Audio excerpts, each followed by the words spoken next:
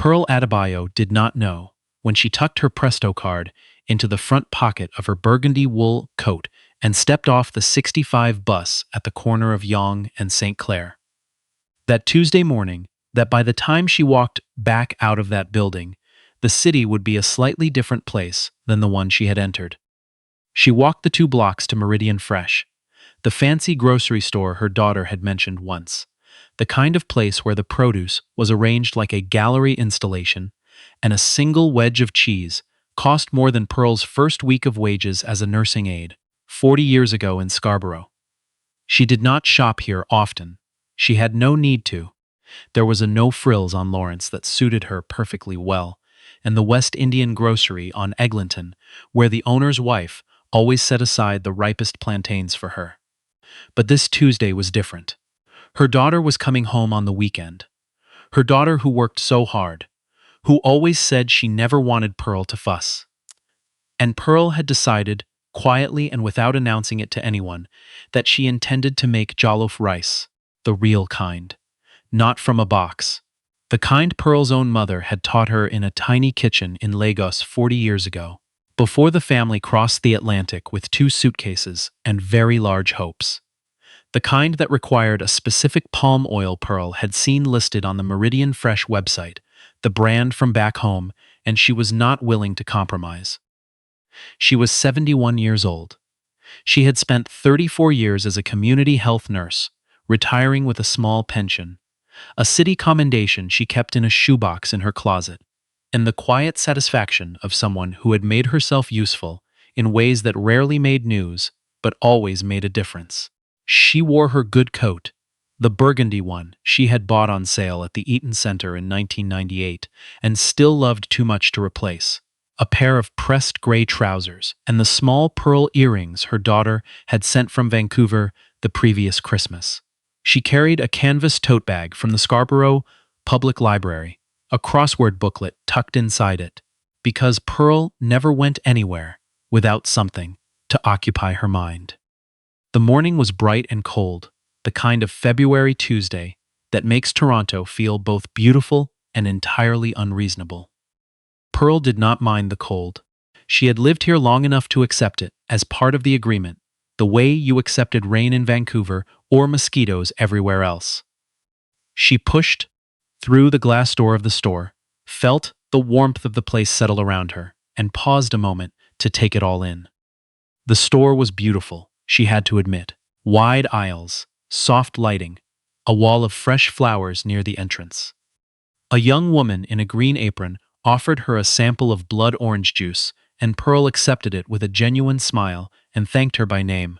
The name was on the apron badge, Gail, because Pearl had always believed that the least you could do for a person serving you was to acknowledge that they were a person. She found the international foods aisle and began reading the labels carefully, holding the bottles close, her reading glasses doing their best. She picked up a palm oil tin to check the brand, found it was not the one she wanted, and set it back. She picked up another, read the back panel, found a third option further down the shelf. She was thorough. She always had been. She did not notice, not at first, the man watching her from the end of the aisle. Curtis Mercer was 36 years old and had been the floor manager at this location for 8 months. Long enough to feel entitled to the position, but not quite long enough to feel secure in it. He was the kind of man who wore his authority like a garment 2 sizes too tight, visible in every interaction, uncomfortable to be near. He had been watching Pearl since she entered the store, a fact he had not examined closely enough to ask himself why. He told himself it was routine vigilance. He told himself that her repeated handling of items was unusual. He did not ask himself what it would look like if a woman in a quilted vest were doing the same thing in the same aisle. He had not trained himself to ask that question, and no one had ever required him to. He walked slowly to the middle of the aisle and stopped, arms crossed, watching. Pearl looked up from the label she was reading and noticed him. She offered a small, polite nod. He did not return it. She found the palm oil she had come for, the right brand, the red label she remembered, and placed it in her basket. She added a tin of tomatoes, a bunch of fresh thyme that cost an amount she considered quietly scandalous, and turned to head toward the produce section. She needed Scotch bonnets, and she was fairly confident this store would carry them. She was almost at the end of the aisle when Curtis stepped into her path. "Excuse me," he said, in a tone that was not really asking for anything. "I'm going to need you to open your bag for me." Pearl stopped. She looked at him with the patient, measuring expression of a woman who had spent 3 decades reading difficult situations in hospital corridors and community housing stairwells. She understood immediately what was happening. She had understood it before he finished his sentence. "Good morning," she said evenly. "Is there something wrong? I've been watching you handle merchandise." His voice was loud enough that a woman in a puffer jacket 2 meters away had stopped reaching for the pasta and turned her head. "I need to see what's in your bag." Pearl's hands were calm on the handles of her canvas tote. "I've been reading labels," she said, simply and clearly. "I was looking for a specific product. I have everything I chose right here in my shopping basket." She lifted the basket slightly, showing him the palm oil, the tomatoes, the thyme. "I still need to see the bag." "On what basis?" Pearl asked. Her tone was not hostile. It was the tone she had used years ago when an administrator tried to discharge a patient who wasn't ready, firm, rooted, unafraid. "Do you have reason to believe I've taken something?" "Ma'am." The word came out clipped. "I'm asking you to cooperate." Gail, the young woman from the juice sample station, had drifted to the edge of the aisle now. Her face arranged into the particular careful stillness of someone who understands something is wrong but hasn't decided yet whether she is allowed to say so. 2 other shoppers had stopped. A man in a Canadian Tire fleece stood motionless beside the quinoa. An older woman in a camel coat had her hand resting on her trolley, not pushing it. "I am happy to cooperate," Pearl said. "I am also asking you to explain why my bag needs to be searched when I have touched nothing that isn't already in my shopping basket." Curtis reached forward and took hold of the strap of Pearl's canvas tote. She did not let go of it. For 2 full seconds, they stood like that, the man pulling, the woman holding on, until Curtis, emboldened or frustrated or both, yanked it sharply enough that the strap bit into Pearl's shoulder and the bag pulled free. The crossword booklet fell out onto the floor. A pack of tissues followed it. Pearl's Presto card skittered across the polished tile and came to rest against the quinoa display. The woman in the camel coat made a small involuntary sound. Pearl stood very still. She did not reach for the things on the floor immediately. She looked at Curtis, who was now upending her tote bag over a nearby shelf, shaking it out. A library receipt fluttered down. Her phone, in its scuffed case, hit the shelf edge and clattered. Nothing else. No palm oil he hadn't put there himself. No merchandise. Nothing but the quiet evidence of a woman who had come here to buy ingredients and brought a crossword to pass the time on the bus. Curtis set the bag down. He did not apologize. His expression shifted, not to remorse, but to something closer to irritation at having been wrong, as though the absence of stolen goods were her fault rather than his. "I'll need you to come with me to the manager's office," he said. "You are the manager," Pearl said quietly. "To wait for the police." The word landed on the aisle like something dropped from a height. Gail had her phone out now. Pearl noticed it and gave a small nod, so slight it barely moved the air between them, but Gail understood it. She looked at the lock screen of Pearl's phone, visible where it had fallen, and read the emergency contact displayed there, a name, and below it a number. She typed a message to that number. 6 words. "Your mom needs you, Meridian Yong." Pearl bent down slowly, with the careful movements of a woman whose knees had earned their complaints, and gathered her crossword booklet, her tissues, and her Presto card from the floor. She placed them back in her bag. She straightened up and looked at Curtis with an expression that was not anger, not yet, but something that had lived a long time beside anger without becoming it. "I have not stolen anything," she said for the second and last time. "I have been a customer in this store. I was polite. I cooperated.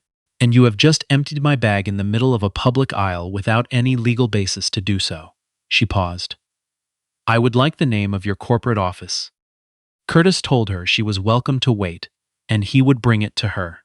The way he said it made clear he intended to bring the police first. Pearl sat down on the bench near the store entrance, the one intended for customers with packages, folded her hands on her canvas tote, and waited with the stillness of someone who had outlasted harder things than a Tuesday morning in a grocery store. The 12 minutes that followed were not quiet. Word moved through the store the way it always does, not announced, just understood. The woman in the camel coat sought out Gail and asked in a low voice what had happened. A man near the bakery section had pulled out his phone and held it loosely at his side. The store felt different than it had 20 minutes ago, as though something had been let out of it that couldn't easily be put back. Gail watched the door. The door opened at 10:47 a.m. The woman who walked in was 44 years old and wearing a gray hoodie, dark running tights, and trail shoes still damp from a morning run on the beltline. Her hair was pulled back. She wore no makeup, no jewelry. There was nothing about her appearance that suggested she was anything other than someone's daughter who had come quickly without stopping to change. She crossed the store in seconds, and when she saw her mother sitting on the bench by the door, saw the earrings slightly crooked, the burgundy coat with its familiar wooden buttons. Her mother's hands folded the way they always folded when Pearl was working very hard not to be upset. Folake Adebayo stopped breathing for a moment. She knelt beside the bench. She took her mother's hands in both of hers. Mama, just that word, just once. Pearl looked at her daughter.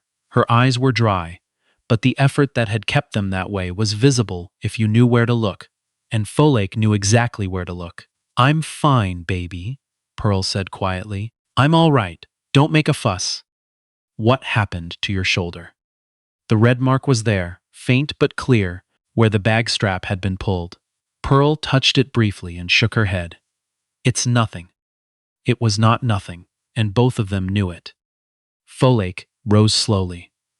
She helped her mother stand, and then she turned, and for the first time since she'd walked into the store, she looked at the floor manager, who had been hovering near the service desk, watching the reunion with the uncomfortable expression of a man reassessing his position in a situation he had thought he controlled. Who are you? Folake asked. Her voice was even, not raised, not performing anything. Curtis straightened, some automatic reflex. Curtis Mercer, floor manager, and you are? Her daughter, Folake said. Tell me what happened. Curtis began to explain. He used phrases like standard procedure and acting on reasonable suspicion. He mentioned merchandise handling. He did not mention that he had never received any complaint, that there had been no evidence of anything, that he had emptied the bag of a 71-year-old woman in the middle of a public aisle and then threatened to call the police. Folake listened without interrupting. Her face was still. The particular quality of that stillness, the kind that came not from emptiness but from discipline, from years of boardrooms and negotiations and decisions that had moved millions of dollars and thousands of jobs, was something Curtis could feel without knowing what to name it. When he finished, she was quiet for a moment. Then she took her own phone out and made a call. She spoke for less than a minute. She did not raise her voice. She gave her name once, at the beginning, and the person on the other end answered in a tone that shifted noticeably from the moment they heard it. She gave the store address. She asked calmly for the regional director to come to this location. She said it was urgent and that she would wait. She hung up. Curtis had gone very still. Do you know what company owns this chain? Folake asked him. He named the parent company. His voice had changed slightly. I know, she said. I sit on their board. She said it the way you state a fact about the weather. I've been an investor in this brand for 6 years. I co-signed the credit facility that paid for this store's renovation last spring. She glanced around, at the soft lighting, at the flower display, at the wide aisles she now knew the exact cost of. I've never set foot in this location before today. A pause. I came because my mother was here. The woman in the camel coat had not left. She was standing near the flower display, and she heard this. And she looked at Pearl on the bench, and then at Folake standing in the aisle, and something in her face rearranged itself completely. Gail was crying a little. She wasn't sure when that had started. Neil Hartwick, the regional director, arrived in 22 minutes. He was a tall man in a dark overcoat, and the moment he walked through the door and saw Folake Adebayo standing in his store, his face went through approximately 4 distinct expressions in the space of 2 seconds. He had been in a meeting. He had come the moment he heard. He was already apologizing before he reached her, and she stopped him. "Not to me," she said to her. Neil turned to Pearl. He apologized, properly, not the managed, liability-conscious apology of a corporate spokesperson. The kind that acknowledged something real had happened to a real person. Pearl listened. She thanked him. She was gracious about it, in the way that had cost her something. Curtis Mercer's badge was surrendered before noon. He was walked out of the store, not roughly, not with drama, and the door closed behind him with the quiet finality of things that cannot be taken back. He would later claim it had all been a misunderstanding. The store's own footage, pulled within the hour, showed something else entirely. The footage was not dramatic to look at. It was an ordinary Tuesday morning in a grocery store. What it showed was a woman reading labels in an international foods aisle, choosing items, placing them in a basket, doing exactly what you do in a grocery store. What it showed next was a man making a decision that had nothing to do with what he had observed and everything to do with what he had assumed. And then, a bag pulled free, belongings on the floor, a woman sitting on a bench with her hands folded, waiting with a dignity she should never have had to call upon. The footage was reviewed by the company's head of operations that same afternoon. By the following morning, it had been shared internally with the board. By the day after that, it had reached local news, and the reaction arrived swiftly and without ambiguity. The company issued a public statement 3 days later. It was specific. It named what had happened. It did not use language designed to obscure.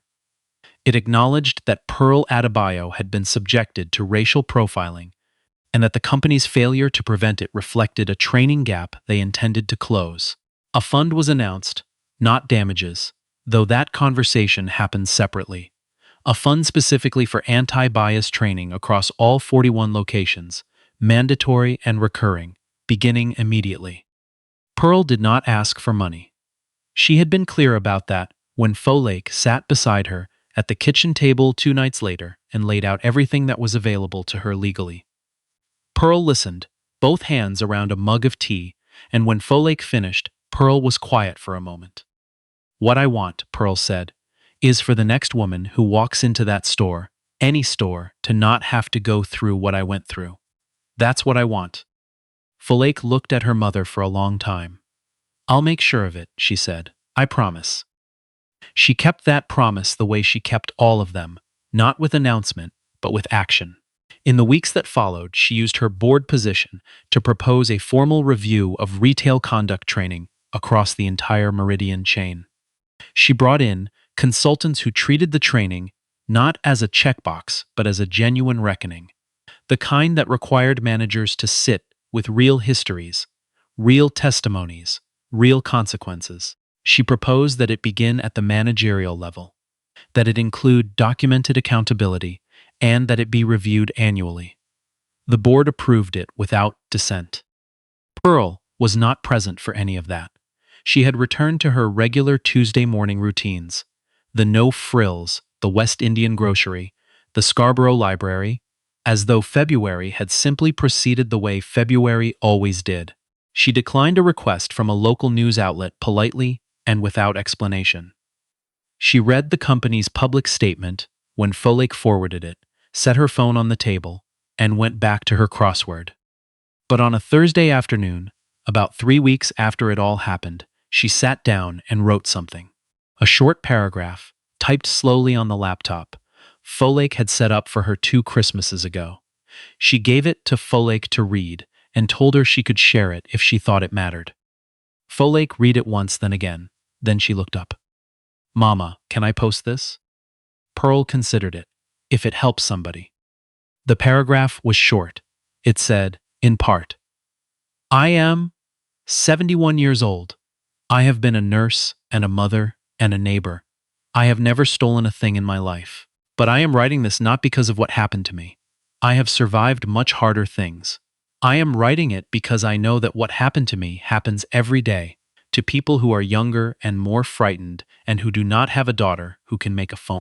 I want them to know they are not invisible. And I want every person who has ever stood nearby and said nothing to decide, before the next time comes, who they intend to be. It was 4 sentences. It was shared 40,000 times by Sunday evening. Folake did not read the comments. She had learned long ago that the internet's reaction to something true was not the measure of whether it mattered. What mattered was the letter that arrived at Pearl's house 10 days later from a young Somali-Canadian woman in Etobicoke who had experienced the same thing at a different store and had never told anyone, had never known what to do, and had read Pearl's words and, for the first time, felt that the experience she had been quietly carrying was not her fault. The young woman wrote 2 full pages. Pearl read every word and wrote back. On a Saturday in late March, when the snow had finally begun to lose its conviction and the light was coming back the way it does in Canada. Tentatively, almost apologetically, Folake drove her mother to a community center in Scarborough where a group of young black women were meeting to talk about exactly the things Pearl's letter had described. Pearl had been invited. She had agreed to come and simply listen, she said. She ended up talking for 40 minutes, and nobody asked her to stop. Folake sat near the back of the room and watched her mother at the front. This woman, who had crossed an ocean with 2 suitcases and very large hopes, who had worked night shifts in community housing and held the hands of strangers in their worst moments, who had walked into a grocery store on a February Tuesday to buy ingredients for jollof rice, and who had faced what she faced with a composure that still, weeks later, made Folake's chest ache when she thought about it. She thought about her own work, the company she had built from nothing in a rented 1-bedroom in East York 12 years ago, the years of pitches and rejections, and the particular loneliness of being the only person who looked like her in most of the rooms she entered. She thought about the day she closed her first major funding round and called her mother from the parking garage because she couldn't wait the 12 minutes to get home. Pearl had said simply, "I knew you would, baby. I always knew." Driving home that evening, the car warm against the lingering cold outside, Pearl looked out the window at the streetlights coming on above the Scarborough rooftops and said, without looking at Folake, "That center needs a new projector. The one they have cuts out every few minutes." Folake smiled. "I'll look into it. Don't make a big thing of it. Just a projector. Just a projector." They drove in comfortable silence for a few blocks. Then Pearl said, "The jollof rice, I never made it. You can make it this weekend. I bought the palm oil. I still have it." A pause. "I went back to the cashier and paid for it before all of it started, before any of the rest of it happened. I just want you to know that." Folake looked at her mother then, just briefly, because she was driving, and she felt something tighten in her throat that she decided, after a moment, not to fight. "I know, Mama," she said quietly. "Of course you did." Pearl nodded once, satisfied, and went back to looking out the window at the familiar skyline of the city, where she had arrived with almost nothing and built, over 50 years, something that no man behind a name badge on a Tuesday morning could ever take from her. Not the dignity, not the patience, and not the daughter who always, always came when she called.